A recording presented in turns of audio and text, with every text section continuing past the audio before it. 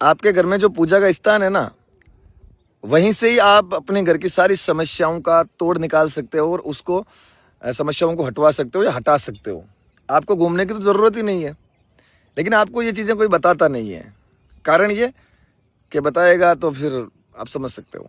चलो मैं आपको है ना एक उपाय बताता हूँ, जिससे अगर आपके घर में तांत्रिक क्रिया या फिर लड़ाई झगड़ा हो रहा है या फिर बिजनेस की प्रॉब्लम, मतलब कुछ भी चल रहा है, तो आपको मैं उपाय बता रहा हूँ। आपको अपने घर का जो आपका मंदिर है, जहाँ पे देव स्थान है, वहीं पे ही करना है, दूसरी जगह कहीं मत करना। क्योंकि जब अपने घर में ही भगवान विराजमान है, क्योंकि आप जब सालों से उनकी पूजा करते आ रहे हो, तो फिर बाहर जाकर पूछने की ज़रूरत कहाँ है।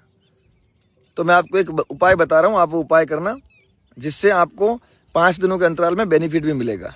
आपको करना क्या है, आपको एक पित्तल का दीपक लेना है, उसमें आपको 5 बाट बनानी है रुई की।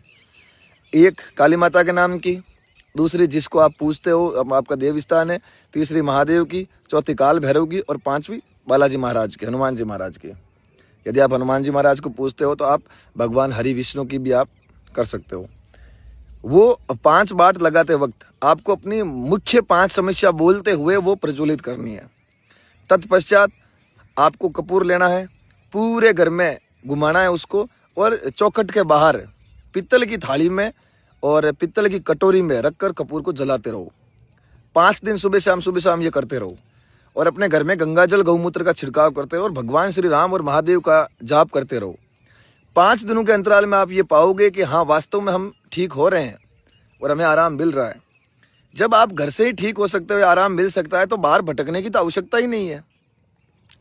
बिना मतलब तांत्रिकों के चक्रों में पैसा क्यों बर्बाद कर रहे हो? क्यों अंधविश्वास में पड़ के डोरे ताबीज़, घर किलवाना या अन्य नाना प्रकार के जितने भी अंधविश्वास में पड़ रहे हो? ये उपाय कर लेना, 5 दिन में तैयार हो जाओगे। और जब आपको ऐसा लगे कि हाँ, हमें आराम मिला, तब शुक्रवार, शनिवार और रविवार, इन 3 दिनों में आप आश्रम आइए। निःशुल्क रूप से आपका उपचार होगा और एक सही दिशा दी जाएगी। और सनातन धर्म का जो हम झंडा लेकर चल रहे हैं, उनमें आपको भी शामिल होना है और निःशुल्क प्रकार की सुविधाएं हैं वो समाज को देनी है। जय श्री राम, हर हर महादेव, जय जगदम्बा।